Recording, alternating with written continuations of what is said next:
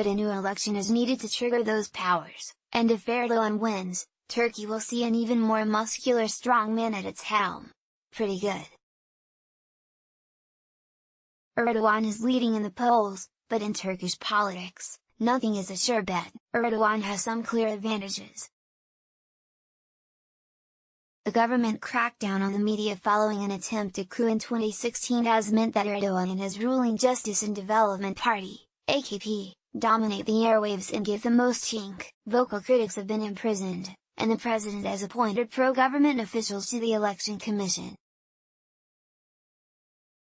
But there is a strong opposition and most polls indicate the vote is likely to go to a runoff round. Opposition candidates have also found their own tools. They have harnessed the power of new media to get their message across, and there are genuine competitors on the ballot offering genuine alternatives. While Turkey's election may not be an even playing field, votes are not routinely rigged in the country and voter fraud is minimal. As a prominent Turkey analyst Hosseydin Tazbaz wrote, Turkey is not Russia. What are the key issues? The economy. Erdogan has long relied on his economic achievements to win elections, but that won't be so easy this time around. The Turkish lira has hit all-time lows, inflation is on the rise and the robust growth of recent years is expected to slow dramatically. The Kurds. The Turkish army has been fighting the separatist Kurdistan Workers' Party, PKK, deemed a terrorist organization, for nearly 4 decades. Erdogan's AKP has ruled out returning to a peace process that collapsed in 2015, and the Turkish military, meanwhile, has intensified assaults on PKK strongholds in Iraq's Kandil Mountains ahead of the vote. At the same time, Turkey's Kurdish population, particularly in the southeast, is a vital constituency for Erdogan. Their vote tends to split between his AKP and the pro-Kurdish HDP. But the AKP's recent alliance with the nationalist MHP, which takes a hard line against the Kurds, could alienate this key base. If the HDP gains at least 10% of the vote, it will pass the threshold needed to give it a presence in parliament, and that could mean it deprives the AKP of its parliamentary majority. Syria. The large number of Syrian refugees living in Turkey has also become an election issue. Several parties have said they hope to send Syrians back to their country, though they are careful to say they will do it only after the war is over, and they emphasize the importance of peace building there. Turkey's involvement in the Syrian war, as well as its continued fight with the PKK, has inspired acts of terrorism in the country in recent years, another concern for voters. Who's in the running for president? Turkey's story for more than a decade now has centered around Erdogan and his unwavering popularity.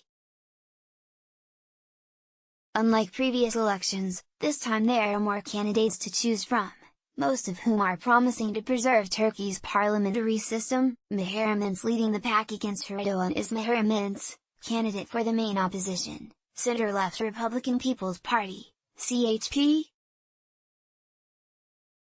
He is promising a more independent judiciary, greater personal freedoms and an end to excessive government spending. He is known for his fiery speeches and for being tough on Erdogan's AKP, bringing a charisma that had been sorely lacking in the CHP for years.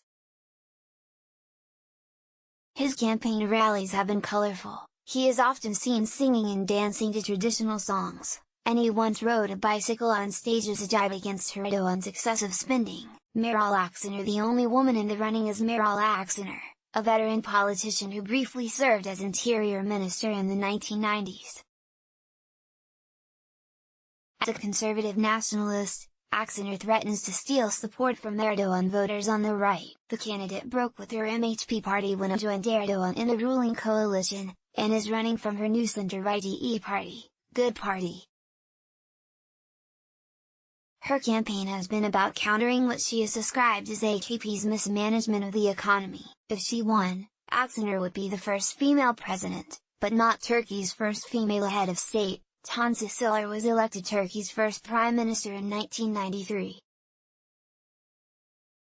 Selahattin Demirtas. HDP's Selahattin Demirtas is leading his campaign from prison, where he has been remanded since November 2016 following the failed coup. for what his party calls politically motivated terror allegations. He is accused of supporting the outlawed PKK. Members of parliament from Demirtas' party have also been jailed or removed from their posts due to alleged terror affiliations. Demirtas' campaign has focused on improving quality and diversity, and his only public appearance in the campaign period was a 10-minute pre-recorded speech on Turkish state broadcaster TRT, which every candidate technically has the legal right to use. In his speech, a visibly skinnier Demirtas called on Turkish voters to unite against Erdogan, and also criticized the president for threatening to bring back capital punishment after the failed coup. What will the new system look like? After the vote, the position of Prime Minister will be dissolved and all its powers transferred to the President, a role that had traditionally been ceremonial. One key change is that the President will have the power to issue decrees, in other words, create laws unilaterally. Erdogan has been able to issue decrees over the past 2 years only because his government placed the country in a state of emergency following the failed coup, but he may not be able to keep the country in that state for much longer, so the new system would give him a way to retain that power, should he be re-elected. Turkey's executive government will look a lot like the United States. The president, for example, will have the power to appoint cabinet ministers directly. In the past, only members of parliament were allowed to hold cabinet positions. The president will also be able to appoint a number of officials to a Supreme Court board, which is in charge of selecting judges and prosecutors. Controlling that body can mean influence over the courts. CNN's Aysel Sarıüz contributed to this report.